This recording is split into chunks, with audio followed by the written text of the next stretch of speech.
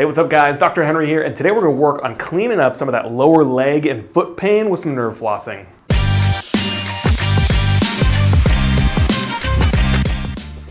So I recently got an email from a woman in Ireland who's really active and she's having some peroneal nerve pain. So today we're going to go over some peroneal nerve flossing. So it's kind of surprising to think that the nerves in your body are really dynamic, like this piece of rubber tubing here, right? They can be kind of stretched from both ends, and you can have a lot of stretching in those nerves. And they can also, throughout the day, they really slide and glide back and forth through our tissues as we're moving.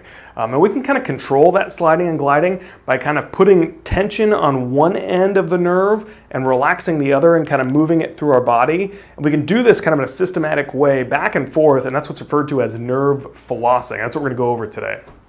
All right guys, we're going to go through this flossing. We're going to use our handy dandy band here. So I'm actually going to kind of do a quick demo, and this really helped me understand what the heck we were doing when I was first learning about this, so hopefully it helps you out a little bit too. So I'm going to take my band here and I'm going to tie a little loop in it. I'm going to put this guy around my foot here, and I'm going to kind of run it along the course of the peroneal nerve. So along the outside of the ankle here and along the top of the leg. And what we're going to do is I'm going to kind of pin it to the outside of my knee here so you can just kind of see what's going on. So you can immediately see that if I extend my knee here, wow, there's some tension in that guy. And we can build on that tension by even going kind of toes to the nose and then bringing our foot, kind of doing what's inversion. So rolling our foot this way, kind of like you're bringing the bottom of your foot toward midline here.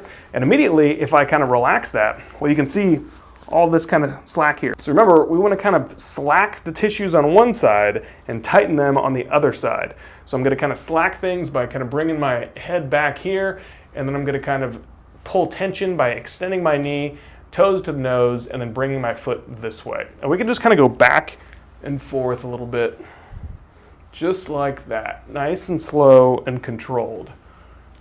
And this is it. This is nerve flossing. Remember, we're trying to really pull a lot of tension, so you're really extending your leg all the way up, you're really trying to go toes to the nose, and you're really trying to invert it here. All those three movements. There are other ways to do this. A lot of people will teach this when they're laying down on the ground, and you're kind of relaxing that way, and you're leaning backwards, you're doing the same sort of movement, but you're laying on the ground.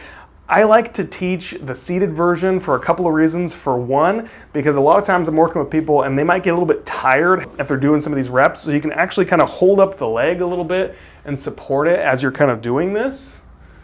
And the other reason is because a lot of people work in an area or work somewhere where it's maybe not super convenient to lay on the ground. If you're like working in a hospital and you're wearing scrubs, the last thing you probably want to do is lay on the ground. So I always like to come up with different ways for people to do things, and I think the seated version is a really great way to do that.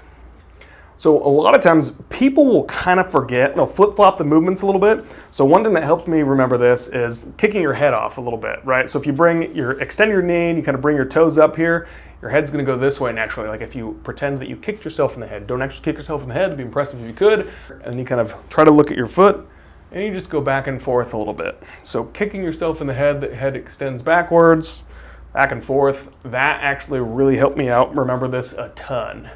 So I teach it to everybody who rolls in my office and we go over this stuff. All right guys, I hope this helps you out a little bit. If you try it and it does help you out, I would love to know about it. So be sure to let me know in the comments below. Other than that, be sure to subscribe to the channel, and I will see you guys next time.